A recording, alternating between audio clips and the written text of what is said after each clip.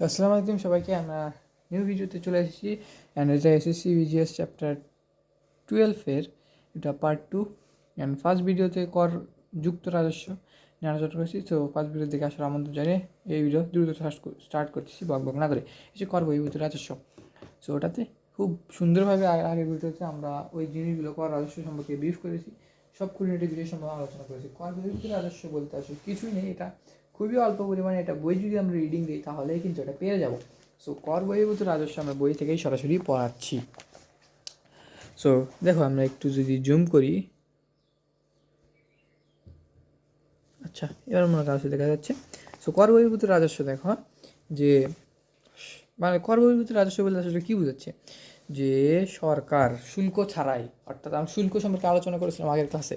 তো সরকার যে শুল্ক ছাড়াই বর্তমানে যেই মানে টাকা আদায় করে, কর ছাড়াই নানাভাবে টাকা আদায় করতে পারে, সেটা আমরা দেখবো। সেটাকে বলা হয় কর বহির্ভূত রাজস্ব। সো এটার মধ্যে আবার বিভিন্ন ধরনের ভাগ আছে। এরকম ভাগগুলো যদি বলি আমরা, তোমরা মনের মধ্যে যেটা আসবে সেটা আগে বলবা। এভাবে সিরিয়াল অনুযায়ী মুখস্থ করার কোনো রিজনই নেই। পরীক্ষায় এবার সিরিয়াল অনুসারে লেখা লাগবে না। আচ্ছা যদি বলি দেখি, লভ্যাংশ ও মুনাফা, আগে নামগুলো বলতেছি। লভ্যাংশ ও মুনাফা, লভ্যাংশ ও মুনাফা, সুদ, অর্থনৈতিক সেবা, বন। আচ্ছা এখানে তুমি বন, এখানে তুমি বনজ সম্পদও কিন্তু বলতে পারো। এইটাই যে বলতে হবে পয়েন্ট ওই রকম নাই কিছু। টোল ও লেভি, দেন ভাড়া ও ইজারা, দণ্ডগৃহীত বাজেয়াপ্তকরণ জিনিসপাতি, দেন রেলওয়ে, সাধারণ প্রশাসন, এইসব। লভ্যাংশ সুদ বলতে কি বোঝায়, বাংলাদেশের বিভিন্ন ধরনের সরকারি বাণিজ্যিক ব্যাংক আছে, পরে জানবো আমরা যেগুলো। সো বিমা আছে, অর্থের প্রতিষ্ঠান আছে, এছাড়াও চিড়িয়াখানা আছে, বিভিন্ন ধরনের ঘোরার জায়গা আছে। সেগুলোতে থেকে কিন্তু দেখবা চিড়িয়াখানাতে সরকার টাকা নেয়, সেই টাকা থেকে সরকার একটা লভ্যাংশ পায়, মুনাফা পায়। এই লভ্যাংশ মুনাফা থেকেই সরকার আয় করতে পারে। এটা গেল ফার্স্ট পয়েন্টটা। সেকেন্ড পয়েন্টটা কি, সুদ। সরকারের বিভিন্ন ধরনের ঋণ দানকারী প্রতিষ্ঠান আছে, এই ঋণ দানকারী প্রতিষ্ঠান থেকে সরকার অল্প হারে হলেও সুদ নেয়, সুদ থেকে সরকার আয় করে। অর্থনৈতিক সেবা, সরকার জনগণকে বিভিন্ন ধরনের অর্থনৈতিক সেবা দেয়, যেমন মেডিকেল দেয়, মেডিকেল ক্যাম্প। এখানেও দেখো বিভিন্ন ধরনের টাকা নেয় অনেক সময় কিন্তু সরকার। এছাড়াও আছে পর্যটন, ব্যাংকিং, ভ্রমণ সেবা। দেন আছে সমবায় সমিতি সময়ের অডিট স্কিম, সমবায় সমিতি রেজিস্ট্রেশন। দেন আছে তোমার ধরো নবায়ন স্কিম ইত্যাদি থেকেও সরকার কিন্তু টাকা পায়।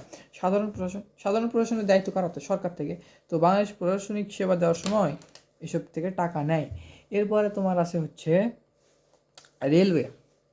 রেলওয়ে কি, রেলওয়ে হচ্ছে যে রেলওয়ে আমরা ব্যবহার করি, মেট্রো রেল ব্যবহার করি না। সো মেট্রো রেল ব্যবহার করার সময় সরকার করে বানাইছে, দেখবা টিকিট কাটতে হয়। সো টিকিটের টাকা কার কাছে যায়? টিকিটের টাকা কার কাছে যায়? সরকারের কাছে যায়। তো সরকারের কাছে যেহেতু যায়, তো সরকার এখান থেকে আয় করে। ওকে, তো এইটা আমরা বুঝলাম, এটা আমরা এখন বুঝলাম। এরপরে আমরা দেখব সেটা হচ্ছে ডাক বিভাগ। ডাক বিভাগ থেকে সরকারের, ডাক বিভাগ কার হাতে? সরকারের হাতে। তো সরকার ডাক বিভাগ থেকেও কিন্তু টাকা অর্জন করতে পারে। এরপর কি বলবো আমরা, এরপরে আমরা দেখো তার টেলিফোন থেকেও তার ও মনে করো টেলিফোন থেকেও কিন্তু সরকার টাকা আয় করতে পারে। এরপরে বোঝার জিনিস সেখানে একটাই, টোল ও লেভি কী জিনিস। টোল ও লেভি, টোল বলতে আমরা বুঝি যে বিভিন্ন ধরনের সরকার যাতায়াতের জন্য আমাদের বানাইছে হচ্ছে, কি বানাইছে, যাতায়াতের জন্য বানাইছে হচ্ছে সরকার বিভিন্ন ধরনের সেতু, ব্রিজ, কালভার্ট এগুলো বানাইছে। সেতু, ব্রিজ, কালভার্ট থেকেই কিন্তু সরকার টাকা পায়। বা আমরা যখন বাস নিয়ে বোর্ড ঢাকা টু টেকনাফ, একটা বলতেছি আমরা। সো একটা জায়গায় আর একটা টাকা যেখানেই যাই, একটা সেতু অতিক্রম যখন করতে হয় তখন দেখবা বাসের একটা ট্যাক্স দিতে হয়। তো ওটাই মেইনলি টোল। লেভি কি, লেভি হচ্ছে বিশেষ সময়, এটা হল বিশেষ সময় আরোপিত বিশেষ ধরনের। আমরা যদি হাইলাইট করি দেখো এখানে, এখানে দেখতে পারতেছি আশা করি, যে লেভি হলো বিশেষ সময় আরোপিত জনগণের নিকট থেকে আদায়কৃত বিশেষ ধরনের রাজস্ব, যেমন পদ্মা সেতু সংশ্লিষ্ট পদ্মা সেতু যখন নির্মাণ করা হয়েছিল জনগণ থেকে কিন্তু প্রত্যেক জনগণ থেকে 1 টাকা করে নেওয়া হয়েছিল সিম থেকে। 100 টাকা রিচার্জ করলে 1 টাকা নেওয়া হবে, এইভাবে চিন্তা করো কত কোটি টাকা জনগণের কাছ থেকে নেওয়া হয়েছিল। 1 টাকা যদি করে রিচার্জ করে জনগণ 100 টাকা করেও, আর 1 টাকা করে রিচার্জ করলে সেই হারে নেওয়া হবে। সো যাই হোক, সো এখানে আর কিছু নাই। অপর পৃষ্ঠায় যে দেখি আমরা, অপর পৃষ্ঠায় আর কিছু নাই। এই ব্যয়ের কাজসমূহ নেক্সট ক্লাসে আলোচনা করা হবে। সো আজকের এই কাজ পর্যন্ত ভালো থেকো, লাইক সাবস্ক্রাইব কমেন্ট করে দিও, অ্যান্ড পরবর্তী ভিডিওর আমন্ত্রণ জানিয়ে আজকে এই পর্যন্ত থাকছি। আসসালামু আলাইকুম।